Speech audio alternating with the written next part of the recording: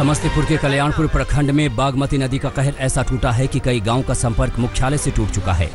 लोगों ने एक ऊंचे स्कूल की इमारत पर ठिकाना बनाया है, लेकिन स्कूल के आसपास भी बाढ़ का पानी भर गया है, जिससे वहां ठहरे लोगों को खतरा पैदा हो गया है। यहां कई गांव पानी में डूब गए हैं। गोपालगंज में सारण तटबंध टूट जाने की वजह से बरौली प्रखंड के कई गांव में 7 से 8 फीट पानी भर गया है। कोई रस्सी के सहारे जान बचाने के लिए भाग रहा है, तो कोई नाव की मदद से ऊंचे स्थान पर जाने के लिए निकल पड़ा है। एक बूढ़ी महिला भी बाढ़ में फंस गई, जिन्हें आज तक की टीम ने बाहर निकालने में मदद की। मुजफ्फरपुर जिले में गंडक नदी ने भारी तबाही मचाई है। यहाँ मिठनपुरा और माधवपुर गांव में बाढ़ का पानी घुस गया है। यहाँ के दर्जनों गांव में कमर तक पानी भर चुका है। घर बार, खेत खलिहान सब बाढ़ लील चुकी है। सैकड़ों लोग नाव से NH57 की तरफ जा रहे हैं, जो कि ऊंचाई वाला इलाका है। बिहार के 12 जिले बाढ़ प्रभावित हैं और करीब 10 लाख आबादी पर बाढ़ ने असर डाला है। मोतिहारी में बाढ़ में जलमग्न एक महिला ने NDRF की नाव पर ही नवजात बेटी को जन्म दिया। उन्हें प्रसव पीड़ा की सूचना पर NDRF टीम लेने पहुंची थी, लेकिन गंडक के कहर के चलते पहुंचने में वक्त लगा और फिर अस्पताल पहुंचने से पहले ही बच्ची का जन्म हो गया। गनीमत है कि अब अस्पताल में दोनों स्वस्थ हैं। असम के बारपेटा जिले में रविवार को NDRF ने रेस्क्यू ऑपरेशन चलाया। करीब 2600 लोगों को बाढ़ से बचाया गया। पूरे असम में 2409 गांव बाढ़ से प्रभावित हैं। करीब 24,58,000 की आबादी बाढ़ की चपेट में है। अब तक 120 लोगों की मौत हुई है। 97 लोग बाढ़ से मारे गए हैं, जबकि 23 की मौत लैंडस्लाइड की वजह से हुई है। राज्य में 564 रिलीफ कैंप में 50,000 के करीब लोगों को रखा गया है। असम का गोलापारा जिला बाढ़ से सबसे ज्यादा प्रभावित है।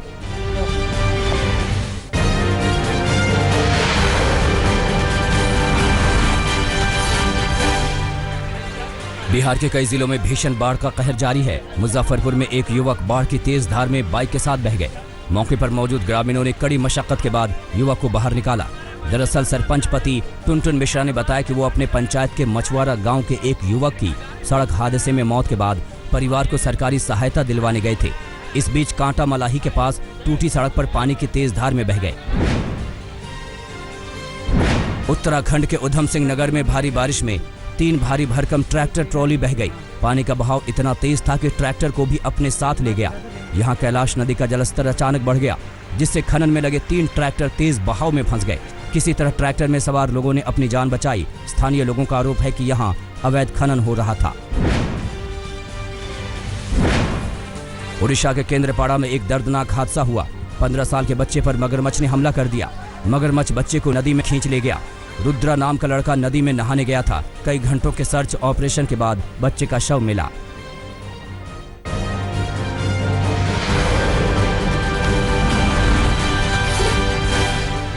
दिल्ली में ट्रैफिक ACP की मौत को लेकर सवाल खड़े हो रहे हैं। हादसा रात के करीब 8 बजे रजोखरी फ्लाईओवर के पास हुआ। उस वक्त रात के करीब 8 बज रहे थे। ट्रैफिक पुलिस में तैनात ACP संकेत कौशिक NH8 पर पैदल जा रहे थे। उनसे थोड़ा पीछे उनकी सरकारी जिप्सी भी आ रही थी। तभी एक तेज रफ्तार किसी बड़े वाहन ने ACP संकेत कौशिक को पीछे से जोरदार टक्कर मार दी।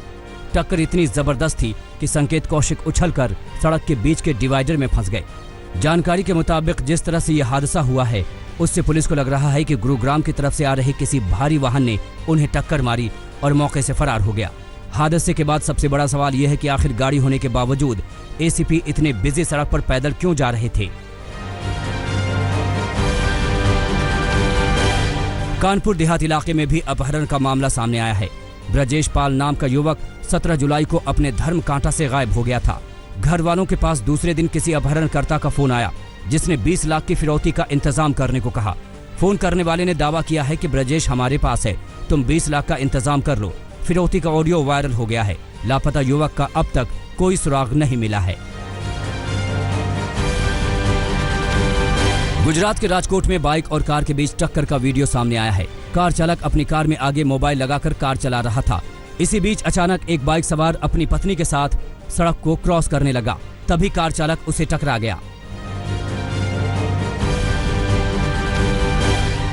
दिल्ली से सटे ग्रेटर नोएडा में दिल्ली पुलिस की गाड़ी चला रहे ड्राइवर ने लापरवाही से 2 भाइयों को कुचल दिया, जिसमें से इलाज के दौरान एक की मौत हो गई। युवक की मौत के बाद परिजनों ने लाश लेने से मना कर दिया और अस्पताल में जमकर हंगामा किया। लखनऊ में पुलिस ने 9 घंटे के भीतर गायब हुई 8 साल की मुक बधिर बच्ची को ढूंढ निकाला। पूरे ऑपरेशन की कमान लखनऊ के पुलिस कमिश्नर सुजीत पांडे ने खुद संभाली। सीसीटीवी और लोकल पुलिस टीम की मदद से मेडिकल कॉलेज के बाहरी परिसर से बच्ची को बरामद किया गया। फर्रुखाबाद में बीच सड़क पर 2 गुटों में जमकर लाठी डंडे चले। दोनों गुटों में भिड़ंत मकान निर्माण को लेकर हुई। बवाल के बाद वीडियो वायरल होने के बाद पुलिस एक्शन में आई और दोनों गुटों के खिलाफ मामला दर्ज किया गया। देवरिया में जमीनी विवाद में 2 गुटों में मारपीट का वीडियो वायरल हो रहा है। वीडियो में महिलाओं और पुरुषों के बीच मारपीट हो रही है। वारदात 23 जुलाई का बताया जा रहा है। राजस्थान के अलवर में दिल दहला देने वाली वारदात सामने आई। खनन माफियाओं ने पेट्रोलिंग कर रहे बॉर्डर होम गार्ड के जवान को कुचल कर मार दिया। वारदात उस वक्त हुई जब होम गार्ड ने सरिस्का इलाके में अवैध खनन कर रहे 2 ट्रैक्टर ड्राइवरों को रोकने की कोशिश की। राजस्थान के अलवर में हत्या के मामले में फरार चल रहे आरोपी की संदिग्ध अवस्था में गोली लगने से मौत हो गई। मृतक के हाथ में देशी कट्टा और पास से एक खोल मिला है। पुलिस आत्महत्या और हत्या दोनों एंगल से जांच करने की बात कह रही है।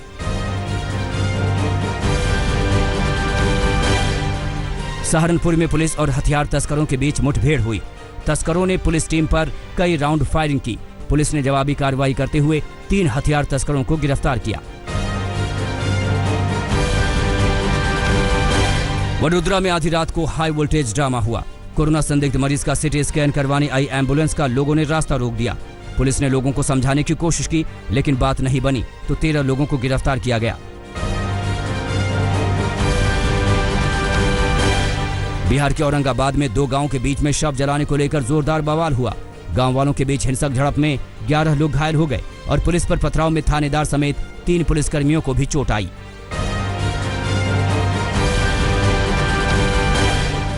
दिल्ली से सटे फरीदाबाद में बदमाशों ने घर में घुसकर एक महिला की तेज धार हथियार से हत्या कर दी। 22 साल की भारती की शादी हो चुकी थी और वो 2-3 दिन पहले ही फरीदाबाद में अपने माँ बाप के पास रहने के लिए आई थी। परिजनों की माने तो महिला अपनी 3 बहनों के साथ सो रही थी, तभी 3 युवकों ने घर में घुसकर वारदात को अंजाम दिया।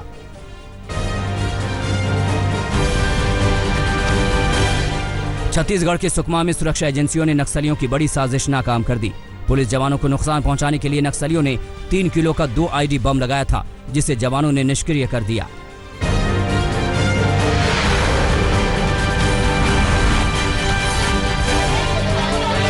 यूपी में बार बार अपराधी कानून व्यवस्था का मखौल उड़ा रहे हैं। अब कासगंज में ताबड़तोड़ गोलियां चलाकर 3 लोगों का कत्ल कर दिया गया।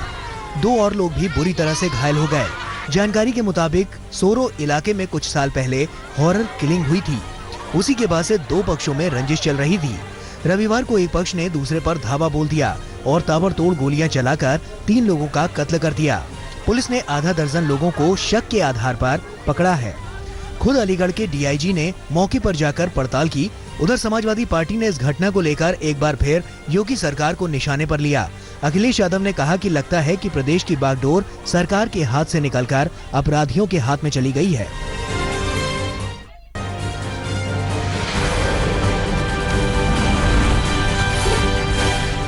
फतेहाबाद में हनी ट्रैप में फंसाकर एक पुलिस जवान से महिला ने 1 लाख रुपए ठग लिए।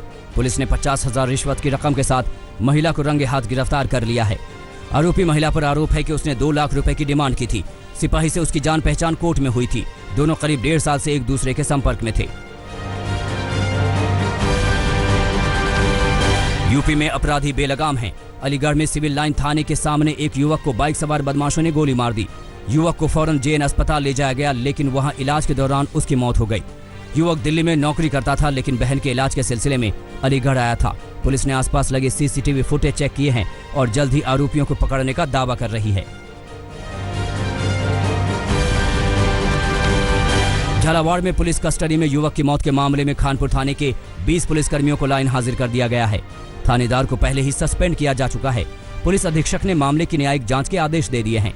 एक युवक राजेश को पुलिस अवैध हथियार रखने के आरोप में पूछताछ के लिए थाने लाई थी, जहां उसकी हालत बिगड़ गई।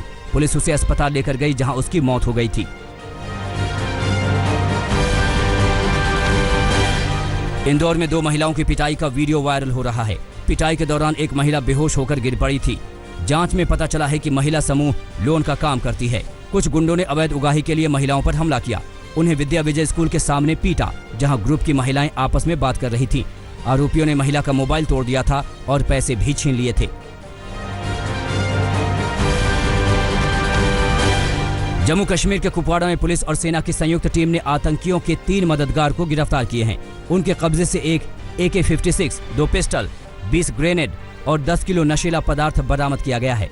पुलिस और सेना की टीम इनसे कड़ी पूछताछ कर रही है। खुफिया सूचना पर साधना के पास नाका लगाकर इन्हें दबोचा गया। तीनों की पहचान अमीन शेख, बशीर अहमद और बशीर शेख के रूप में हुई है। तीनों आतंकियों को हथियार सप्लाई करते थे।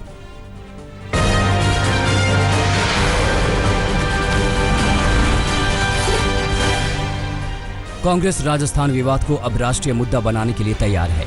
आज कांग्रेस पूरे देश के राजभवन को घेरने जा रही है। इस विरोध प्रदर्शन में मोदी सरकार पर सीधा हमला करने की कोशिश है। कांग्रेस का कहना है कि बीजेपी लोकतंत्र की हत्या कर रही है।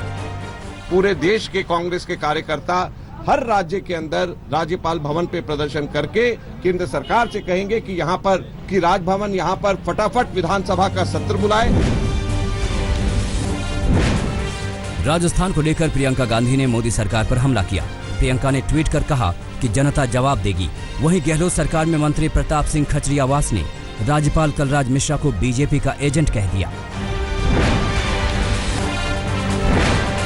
सीएम अशोक गहलोत विधानसभा सत्र बुलाने पर अड़े हुए हैं। कैबिनेट की मीटिंग में विधानसभा सत्र को 31 जुलाई तक बुलाने का प्रस्ताव पास हुआ, जिसे राज्यपाल को भेज दिया गया है।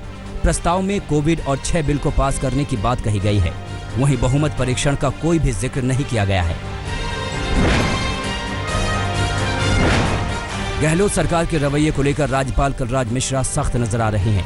कलराज मिश्रा ने आला अधिकारियों के साथ बैठक की, जिसमें आगे के एक्शन को लेकर माथापच्ची की गई। वहीं बीजेपी ने भी एक बार फिर राज्यपाल का बचाव किया। राजस्थान में स्पीकर के नोटिस को लेकर आज सुप्रीम कोर्ट में सुनवाई होनी है। स्पीकर ने पायलट समेत कांग्रेस के 19 विधायकों की सदस्यता रद्द करने का नोटिस दिया था। हालांकि हाईकोर्ट ने नोटिस पर रोक लगा दी थी।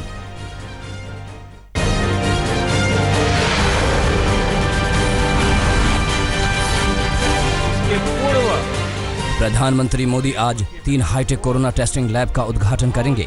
ये लैब नोएडा, मुंबई और कोलकाता में कोरोना टेस्टिंग को बढ़ाएगी। आज शाम 4:30 बजे वीडियो कॉन्फ्रेंसिंग के जरिए प्रधानमंत्री उद्घाटन करेंगे।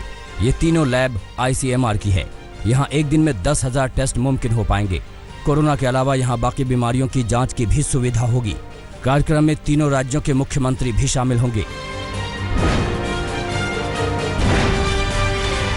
केंद्रीय रिजर्व पुलिस बल यानी CRPF का आज 82वां स्थापना दिवस है। सुबह 10 बजे से 11 बजे के बीच CRPF के शहीद जवानों को श्रद्धांजलि दी जाएगी। उनकी बहादुरी को नमन किया जाएगा। कार्यक्रम में गृह मंत्री अमित शाह चीफ गेस्ट होंगे। राजस्थान में भी प्लाज्मा थेरेपी से कोरोना मरीजों का इलाज किया जाएगा। कोरोना पर समीक्षा बैठक में अशोक गहलोत ने ये फैसला लिया। सरकार की ओर से जीवन रक्षक इंजेक्शन भी उपलब्ध कराए जाएंगे। प्लाज्मा डोनेशन को बढ़ावा देने के लिए अभियान भी चलाया जाएगा। जयपुर के अलावा जोधपुर, कोटा में भी प्लाज्मा थेरेपी शुरू कर दी गई है। आज भारत की ओर से बांग्लादेश को बड़ा तोहफा दिया जाएगा। बांग्लादेश को ब्रॉडगेट की 10 लोकोमोटिव रेल इंजन सौंपे जाएंगे। वीडियो कॉन्फ्रेंसिंग के जरिए कार्यक्रम में विदेश मंत्री, रेल मंत्री के अलावा विदेश सचिव और रेलवे बोर्ड के चेयरमैन शामिल होंगे। बांग्लादेश की तरफ से विदेश मंत्री, रेल मंत्री भी कार्यक्रम का हिस्सा होंगे। पश्चिम बंगाल के नादिया जिले के गेडे स्टेशन से रेल इंजनों को रवाना किया जाएगा। सावन महीने का आज चौथा सोमवार है। आज भी उज्जैन के महाकाल दरबार में बाबा की भस्म आरती की गई। हर सोमवार की तरह इस बार भी बिना श्रद्धालुओं के बाबा भोलेनाथ की आरती की गई। कोरोना के चलते भस्म आरती में श्रद्धालुओं की एंट्री बैन है।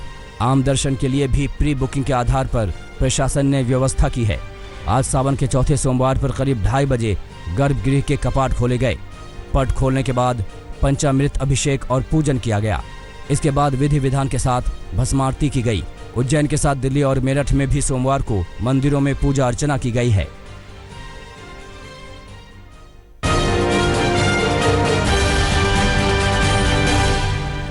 प्रधानमंत्री नरेंद्र मोदी ने मन की बात में करगिलों के शहीदों को श्रद्धांजलि दी और पाकिस्तान पर करारा वार किया। उन्होंने कहा कि पाकिस्तान ने पीठ में छुरा घोंपा था और बिना वजह दुश्मनी करना दुष्टों का स्वभाव है।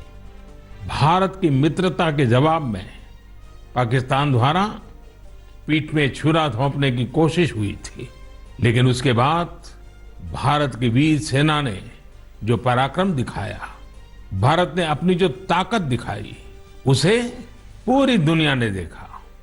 आप कल्पना कर सकते हैं, ऊंचे पहाड़ों पर बैठा हुआ दुश्मन और नीचे से लड़ रही हमारी सेनाएं, हमारे वीर जवान, लेकिन जीत पहाड़ की ऊंचाई की नहीं, भारत की सेनाओं के ऊंचे हौसले और सच्ची वीरता की हुई। करगिल विजय दिवस पर पूरे देश में शहीदों को श्रद्धांजलि दी गई। इस मौके पर वाराणसी में दशाश्वमेध घाट पर न केवल विशेष आरती हुई, बल्कि 501 दिए जलाकर शहीदों को याद किया गया। सिलचर के अस्पताल में कोरोना मरीजों ने शहीदों को श्रद्धांजलि दी। कोविड वार्ड में सभी कोरोना संक्रमितों ने पीपीई किट पहने डॉक्टरों के साथ मिलकर देशभक्ति संगीत गाया। शहीद हुए हैं उनकी जरा याद करो कुर्बानी। मध्य प्रदेश के मुख्यमंत्री शिवराज सिंह चौहान कोरोना पॉजिटिव हैं और भोपाल के प्राइवेट अस्पताल में भर्ती हैं। सीएम के निजी अस्पताल में भर्ती होने को लेकर सियासत शुरू हो गई है। कांग्रेस ने सवाल दागे हैं और पूछा है कि क्या सरकार को सरकारी अस्पतालों पर भरोसा नहीं है। ये निश्चित तौर पर सवाल उठते हैं कि हमारा हमीदिया अस्पताल मध्य प्रदेश का एक बहुत बड़ा हॉस्पिटल है, सरकारी अस्पताल। मैं समझता हूँ मुख्यमंत्री जब कोरोना पॉजिटिव हुए, जब सैकड़ों की तादाद में हमीदिया अस्पताल में कोरोना पॉजिटिव पेशेंट्स एडमिट हैं, तो एक संदेश जाता कि हमारे जो शासकीय अस्पताल में बहुत अच्छी फैसिलिटी है और लोगों का अच्छा ट्रीटमेंट होता है, अगर वो वहाँ एडमिट होकर अपना ट्रीटमेंट करें। अस्पताल में भर्ती होने के बाद भी मुख्यमंत्री शिवराज सिंह चौहान एक्शन में हैं। उन्होंने अस्पताल से ही अधिकारियों की बैठक ली और कोरोना के हालात को लेकर चर्चा की। बीजेपी सांसद साध्वी प्रज्ञा सिंह ठाकुर एक बार फिर अपने बयान को लेकर कांग्रेस के निशाने पर हैं। उन्होंने कोरोना से मुक्ति के लिए अपने संसदीय क्षेत्र में लोगों से हनुमान चालीसा का पाठ करने की अपील की है। एक प्रयास करें और वह प्रयास आध्यात्मिक प्रयास होगा कि हम सबको कोरोना से मुक्ति मिले, और वह प्रयास है कि हम आज 25 जुलाई से लेकर के और 5 अगस्त तक हनुमान चालीसा का पाठ शाम 7 बजे 5 बार करेंगे। आरजेडी सुप्रीमो लालू प्रसाद यादव का कोरोना टेस्ट नेगेटिव आया है। लालू और उनके 3 सहयोगियों में कोरोना के लक्षण के बाद सैंपल लिए गए थे। अब रिपोर्ट नेगेटिव आने के बाद लालू के डॉक्टरों ने राहत की सांस ली है। संभल सांसद के बाद अब मुरादाबाद के समाजवादी पार्टी के विधायक ने ईद पर लॉकडाउन हटाने की मांग की है। हाजी इकराम कुरैशी ने कहा है कि अगर लॉकडाउन नहीं हटा तो मुसलमान कुर्बानी कैसे दे पाएंगे। हरियाणा में बड़ोदरा उपचुनाव को लेकर सियासत गर्मा गई है। कांग्रेस ने खट्टर सरकार पर निशाना साधते हुए कहा है कि किसानों की हालत बेहद खराब हो चुकी है। दीपेंद्र हुड्डा ने सरकार पर सरकारी तंत्र के दुरुपयोग का आरोप लगाया।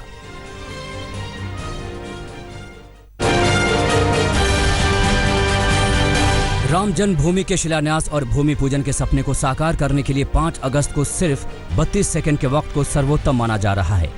ज्योतिष विद्या का भीष्म पितामह कहे जाने वाले पंडित गणेश्वर शास्त्री द्राविड़ के हाथों राम जन्मभूमि के शिलान्यास के वक्त को लेकर कुंडली बनाई गई। कुंडली के मुताबिक 5 अगस्त को 32 सेकंड का वक्त 12:44 और 8 सेकंड से शुरू होकर 12:44 40 सेकंड तक के बीच में है। अयोध्या में भूमि पूजन की तैयारियां जोर शोर से चल रही हैं। मंदिर निर्माण के लिए जिन पत्थरों का उपयोग किया जाएगा वो अयोध्या के कार्यशाला में तराशे जा रहे हैं। पहले से जो पत्थर तराशे हुए हैं उनकी सफाई जारी है। अन्नू भाई सोमपुरा के नेतृत्व में पत्थरों की कटाई, सफाई एवं नक्काशी का कार्य जारी है। मंदिर में पत्थर के साथ साथ सोना, चांदी, तांबा, लकड़ी आदि का प्रयोग किया जाएगा। लकड़ी का प्रयोग मुख्यतः दरवाजों के लिए किया जाएगा। सोना और चांदी गर्भगृह के दरवाजे से लेकर अन्य दरवाजे में किया जाएगा। इस बीच राम के नगरी के विकास और सौंदर्यीकरण का काम तेज हो गया है। अयोध्या बाईपास पर निर्माण कार्य के लिए 40 करोड़ रुपए की राशि तय की गई है। अयोध्या में राम मंदिर के भूमि पूजन के लिए देश की अलग अलग नदियों के जल और मिट्टी पहुंचाने की प्रक्रिया जारी है। बीरभूम अजय नदी के जल एवं मिट्टी को अयोध्या भेजा गया है। बैतूल से राम मंदिर भूमि पूजन के लिए ताप्ती का जल मिट्टी अयोध्या के लिए रवाना किया गया है। अयोध्या में भूमि पूजन के लिए भगवान राम के कई भक्त भी मौजूद रहेंगे, जिसमें रायपुर के फैयाज भी हैं। फैयाज रायपुर से अयोध्या के लिए निकले हैं और फिलहाल मध्य प्रदेश के अनूपपुर में हैं। देश में कोरोना का आंकड़ा लगातार बढ़ता जा रहा है। पिछले 24 घंटे में कोरोना मरीजों की संख्या में 48,600 से ज्यादा का इजाफा हुआ है, जिससे देश में संक्रमितों की संख्या 13,85,000 के पार पहुंच गई। वहीं 24 घंटे में 705 लोगों की मौत के साथ मरने वालों का आंकड़ा 32,000 के पार पहुंच गया है। संक्रमण के मामले में महाराष्ट्र अब भी नंबर 1 है। सूबे में 24 घंटे में 24,000 से ज्यादा नए मामले सामने आए, जिसके बाद कुल संक्रमितों की संख्या 3,63,000 से ज्यादा हो गई। तमिलनाडु में कोरोना मरीजों की संख्या 2,06,000 के पार पहुंच गई। वहीं दिल्ली में कोरोना मरीजों की संख्या 1,30,000 के करीब है। अनलॉक 3 को लेकर माथापच्ची शुरू हो चुकी है। सूत्रों के मुताबिक एसओपी तैयार किए जा रहे हैं। बताया जा रहा है कि अनलॉक 3 में शर्तों के साथ सिनेमा घरों को खोलने की इजाजत दे दी जाएगी। जिम को खोलने की भी इजाजत दी जा सकती है, लेकिन स्कूल बंद रहेंगे और फिलहाल मेट्रो सेवा भी ठप रहेगी। अनलॉक 3 की शुरुआत 1 अगस्त से हो जाएगी। नमस्कार, मैं हूं अंजना ओम कश्यप। हमें उम्मीद है ये वीडियो आपको पसंद आया होगा। लेटेस्ट खबरों के लिए यूं ही देखते रहिए आज तक, और इस वीडियो के पसंद आने पर लाइक, शेयर एंड सब्सक्राइब करना ना भूलें।